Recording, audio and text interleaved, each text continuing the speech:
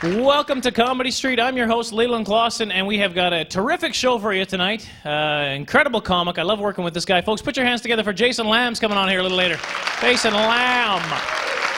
Yeah. Woo! Hey? Woo! Trying to be a little more animated up here, so I'm not just standing. Woo! I thought I would. Yeah, I didn't like it either. Well, try something else, I guess. Boy, it's great. It's great. Thanks for coming, sir. And so I can know who to address you by. What's your name? Ryan. Ryan, where are you from? Waldheim, Saskatchewan. Yeah. Woo! Big Menno country out there, eh? Are you a Mennonite yourself? I am. What's your last name? Klassen. Uncle Ryan?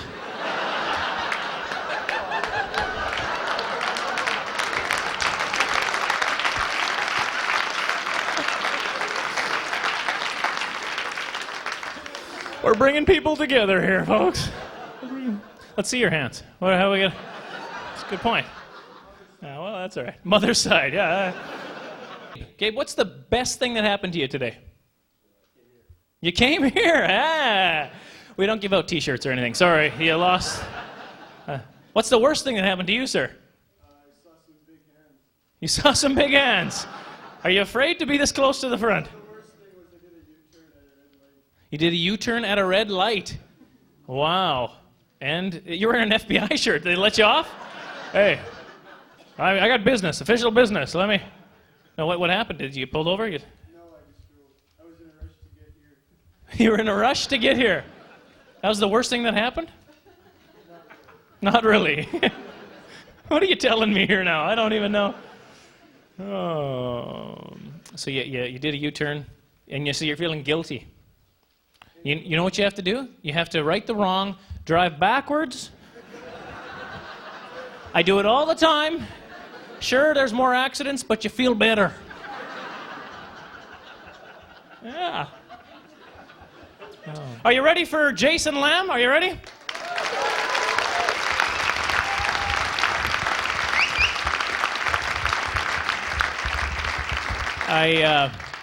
The first time I worked with him was up in Prince George, and we had just an awesome time there. He's a very funny guy. Folks, put your hands together for Jason Lamb.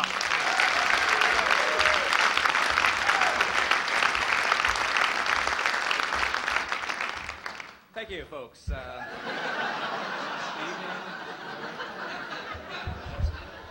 Man, I always suspected that Leland was closer to God than me, but that's ridiculous. How are you folks doing? Good. You guys seem like a happy bunch. That's cool. I'm a happy guy these days, too. I got married this past summer. Thank you. In fact, tomorrow is actually exactly 7 months I've been married, so I'm pretty happy about that. That's pretty cool. I know it doesn't seem like a long time, but when you think about it, it's longer than both of Lisa Marie Presley's, both of her marriages combined, eh? Lisa Marie Presley. Thank you. I shouldn't have written that on the way up to the stage. Thank you very much. I'm not sure if it's because I'm married now or what exactly is going on with me, but lately I've had all these moments of realization that I'm getting older. Do you ever have those? You know what I'm talking about? Well, I know, yeah, you, sir, for sure. But you see things in your day-to-day. You know, for me, it started a little while ago. I bought a box of Honey Nut Cheerios, right? Innocent enough purchase, but it came with a free CD-ROM. Like a full-length video game came with my cereal, you know? Man, when I was a kid, the best prize you could hope for would be like a little card with like a kind of a blurry photo of a cheetah or something on it. Do you remember those? National Geographic thing. If you went like this, it kind of looked like it moved a little bit. Woo! Now that is interactive. Yeah. I don't know, kids have way cooler toys than I ever had now. You know, they all have these like Game Cubes and Xboxes and like little robotic dogs and stuff, you know. I once spent an entire afternoon playing Mork from Ork with the plastic egg that my mom's pantyhose came in. Have you ever noticed whenever you call somebody's voicemail, it always says, please record your message. When you have finished recording, you may hang up or press 1 for more options. I've never pressed 1 for more options, have you? No, and everybody just hangs up, right? Like, what are these options I'm missing out on, you know? So a little while ago, I called my friend Bill. I'm like, hey, Bill, it's Jason. It's Tuesday afternoon, 3 o'clock. You know, give me a call when you get a chance. Thanks. Bye-bye. Oh. Boop. Thank you for not hanging up. If you would like me to read you a story, press 1. To hear the extended remix of Sailing by Christopher Cross, press 2. To have your friend Bill killed in a freak hunting accident, press 3. Boop. Sailing takes me away. I love Chris Cross. This is great. Thank you very much. But I had one of those idiotic moments. You ever have this? The phone rang, I answered the phone, I said, hello, and this voice said, hi, is Michelle there? And I said, no, I'm sorry, I think you have the wrong number. First of all, I apologized, like it was my fault that this woman couldn't dial the phone properly. And second of all, I think you have the wrong number? Like maybe Michelle's been hiding under my sink all this time? I think you have the wrong number, but oh, wait, what are these feet dangling under my linen closet here? Are you Michelle? This is for you. I saw an ad on TV for this thing called the iPod. Have you seen this thing? Little tiny digital Walkman about this big. It's called the iPod. It holds 1,000 songs at a time. Man, when I was a kid, my first Walkman, I remember it clearly. It was this Panatronic silver plastic thing with a shoulder strap. The size of like a car battery. Didn't play no 1,000 songs either. Just one tape. Corey Hart, Sunglasses at Night. Over and over again. Because it was the 80s, and it was a lot of fun.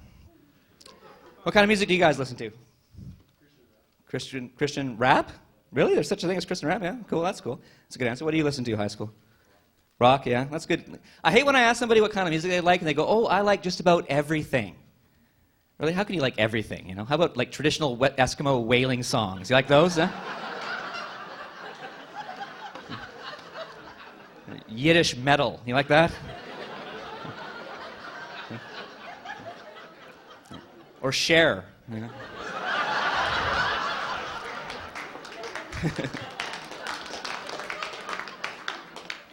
I think we've all had our share of Cher. But I like a lot of rap music. Well, not a lot of it. I like some of it. I can deal with it. It's not too bad. But I'm a little too old and definitely a little too dorky to be going to see live rap concerts. Okay? For sure. My nephew took me to see Snoop Doggy Dogg like about a year ago. Halfway through, I'm like, I don't want to throw my hands in the air anymore. Okay? Last time I threw my hands in the air, I threw out my back. Is there another way I can indicate to you I just don't care? Because I can assure you I don't. And besides, when you really actually think about it, throwing one's hands anywhere is physically impossible, eh? Don't even get me started on jumping up and getting down.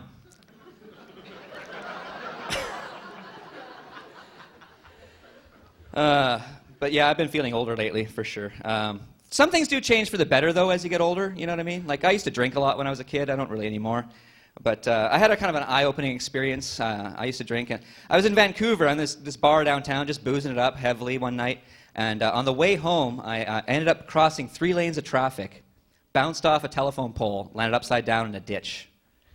The police arrived, said I was very lucky. If I had been driving a car, I could have seriously hurt somebody. So, thanks, officer. I used to drink draft beer, and that was pretty fine for a while, but then like all of a sudden there was like way too many kinds of draft beer, you know what I mean? Like you go to these pubs, they have a million things on tap. You know, they got like pale ale now, and amber ale, and like Hefeweizen wheat beer, and stout. It's very, very confusing. There's too many kinds.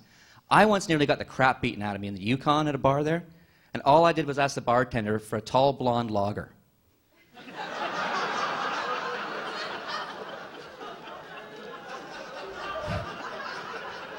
They had a problem with that for some reason. I'm not really sure why. My wife doesn't drink either, and she's very health conscious. She's very kind of Vancouver, very new age, you know. She's into all these like herbal remedies and herbal teas and stuff like that. I couldn't get to sleep one night. She made me a cup of sleepy time tea. You ever seen Sleepy Time tea? Yeah? You ever read the ingredients list on the box? When you go home, read it. I swear to God, it says chamomile, orange peel, passion flower, and catnip. Honestly, catnip. I'm in Sleepy Time tea. But I drank it, and it actually worked fairly well. You know, I had a decent night's sleep. You know? After a half hour of climbing up the drapes and then making biscuits on my wife's chest. Well, I'll tell you this. A comic friend of mine in Vancouver said, hey, you're going to be on Christian TV. You should make a joke about your name, because my last name is Lamb, right? Like Lamb of God and stuff. I'm like, I'm not going to do that. You know, I'm not here for sheep laughs.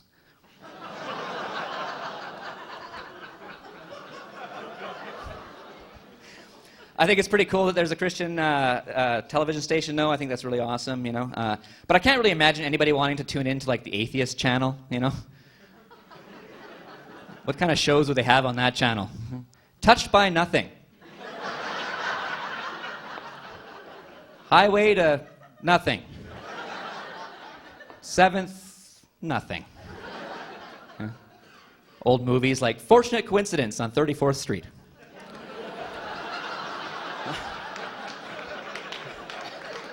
Thank you. Thanks. I proposed to my wife in Europe. We spent like 4 months a couple years ago traveling through Europe, and it was an amazing experience. It really was. If you get a chance, you should definitely go. Anybody here ever travel through Europe? Yeah, you have? Whereabouts did you go? I'll just pick him for fun. Okay. Whereabouts did you go? Oh, okay, so like the Scandinavian type countries around there. Yeah, I went to Germany and stuff too. Cool experience, isn't it? Are you Canadian? Yeah. Did you notice this when you were over there? You realize how young Canada is as a country, like historically, you know? Like we were in Italy, right? Kept seeing like churches and castles that were like 700 years old, you know, 800 years old. Roman ruins that were like 2,000 years old. It's kind of pathetic when you get back to Canada. It's like, this A&W has been here since 1953. We better slap a heritage plaque on that, quick.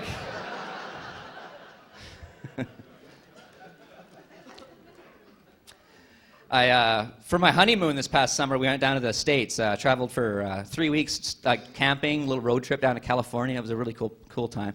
It was really neat, you know, like we camped on beaches and sand dunes and went exploring caves and stuff, even camped in the desert, Mojave Desert.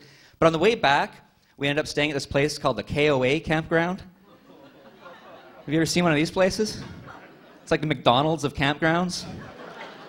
I figured out what the KOA for is. It stands for kind of a campground. You know? It was like just off this off-ramp, you know? Like there's a big fence dividing the campground from this trailer park, you know? You could smell the Taco Bell down the road. There's actually a lawn. Actually, I'm mowing his lawn like 50 feet away from our tent, you know? Wasn't exactly a back-to-nature experience. Like 3 days earlier, we were camping in the Mojave Desert, and a bobcat tried to get in my car. At the KOA, Bob's cat. When I was down in the States, I kind of felt like an ambassador to Canada, specifically Vancouver. That's where I'm from. I don't know if Leland mentioned that or not. I'm from Vancouver. I kind of felt like an ambassador to Vancouver. People were like, all these Americans, like, hey, what's it like in Vancouver, Canada? You know? And I was like, oh, it's a cool place. It's a beautiful city. You know, you can go windsurfing, hike through a rainforest, and go snowboarding all in the same day. Like I've ever done any one of those things. But you can't really say, yeah, it's great. You know, you can sleep in, lie on the couch, eat Doritos, and watch cartoons. All in the same day. I don't think I could live in the States, though. I'm very proud to be Canadian. I don't think I could live down there because it's just too crazy down there. They're too gun crazy in the States. Do you agree with me on that? Hmm? It's scary, you know? Like, there's all these high school shootings and stuff. I saw this thing on the news where they were saying in the majority of all those, like, high school shootings that happened down there, the kid that did the shooting got their gun from their father's gun collection. You know? And then you see the parents on TV going, I don't know what happened to Billy. You know? Seemed like a nice kid. Well, I don't know. Maybe it was a few things, but maybe your choice of hobby inspired him a little bit, don't you think? Like, I don't think if you collected decorative plates, he would have attacked his classmates with Norman Rockwell's A Day at the Dentist.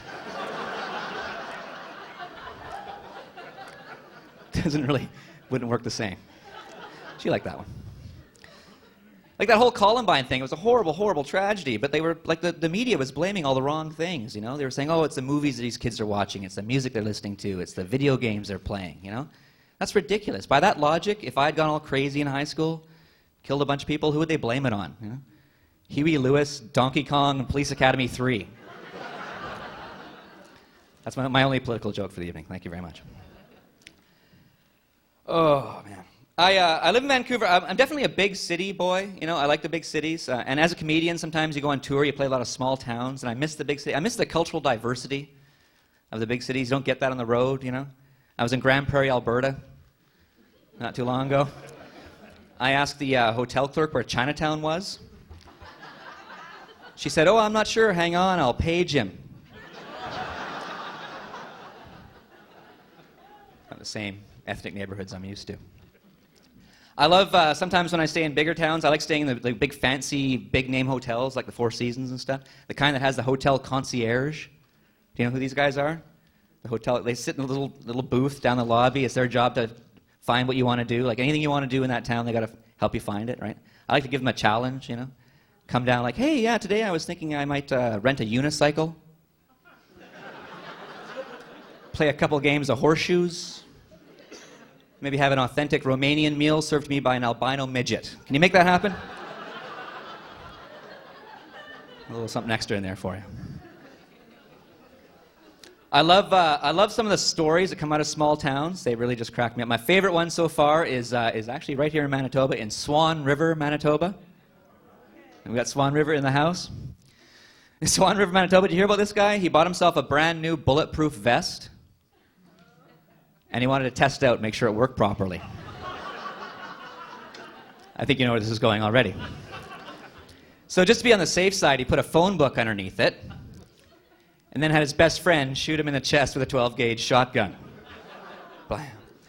Amazingly, he survived. You know, he was okay. He had like some broken ribs, a little internal bleeding and stuff, but he was okay. Now, here's my theory about this guy, okay?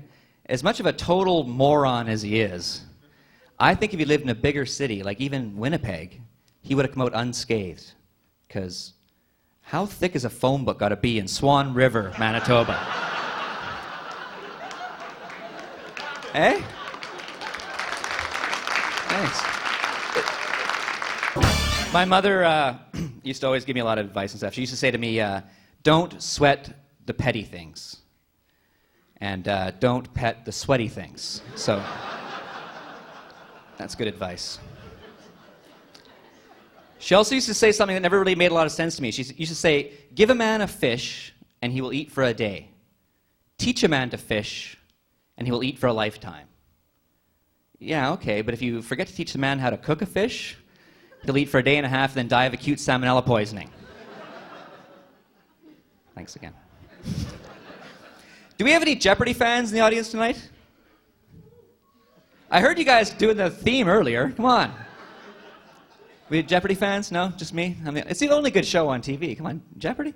For me, it's not just Jeopardy. It's a geo-party. I love Jeopardy, but it's the only, even it's getting weird these days, too, though. Like a little while ago, they had a totally blind guy on for the first time ever. And this guy was amazing. The only concession they made for him was he had the categories in Braille, right? Other than that, he had to rely on his memory and his hearing, and he was unbelievable. He was a total genius. He just kicked butt all week. And at the end of the week, as a 5-time winner, they awarded him 2 brand new Camaros.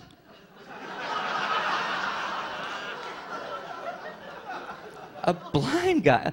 Like, what kind of sick joke are they trying to play on Jeopardy now? Yeah? You could almost see Alex Trebek kind of snickering in the corner. Join us again on Monday for Amputee Week. We'll be vying for a fabulous ski holiday.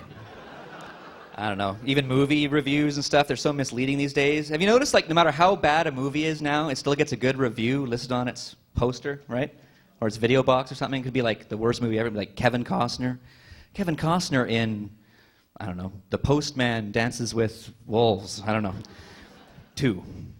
Waterworld. But, like, it'll be like the worst movie, and it'll say, like, amazing, powerful, Stu Johnson, El Paso Tribune, you know? But you know the full quote is probably something like, what an amazing waste of time and money. This movie would suck even on the most powerful medication.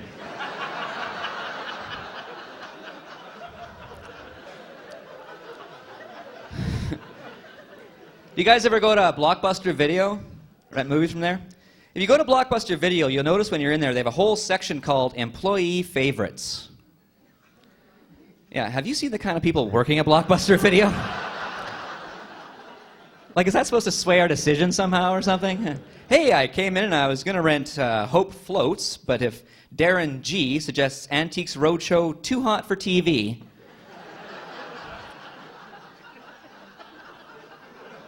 Well, he is a professional video clerk. Take his word for it, I guess. All right. Well, I should get out of here in a second, but before I go, a couple things. It has been a really kind of a weird, trying year for a lot of people, and it's kind of cool to see that we're all happy and well-adjusted and dealing with it well. And, you know, it's been pretty hard ever since last year. I've noticed something. I've noticed that everybody now refers to September 11th as 9/11. Have you noticed that? It's always 9/11 this, 9/11 that. Eh? How relieved must the people at 7-Eleven be that didn't happen in July, huh? Weird year for everybody, even royalty, you know? Did you guys hear about Prince Harry over there in England last year? Got caught drinking and partying and smoking the marijuana there, little Prince Harry? Yeah? Can't really blame him, I guess. He's got a lot of pressure, a lot of weird stuff going on in his life and stuff. But imagine for a second, folks, how weird it would be to be Prince Harry, buying a bag of drugs with a bunch of little pictures of your grandma.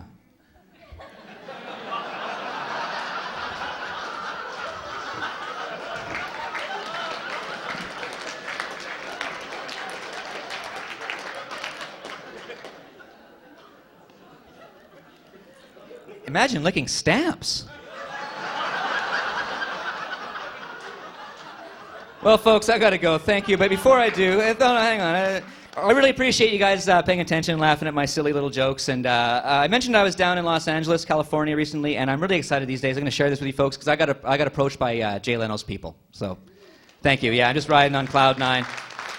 Very excited. Thanks. Yeah, they told me to get off his property. They had me arrested. So.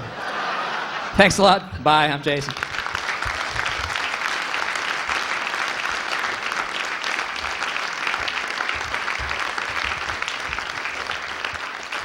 Jason Lamb, folks. Keep it going for Jason Lamb.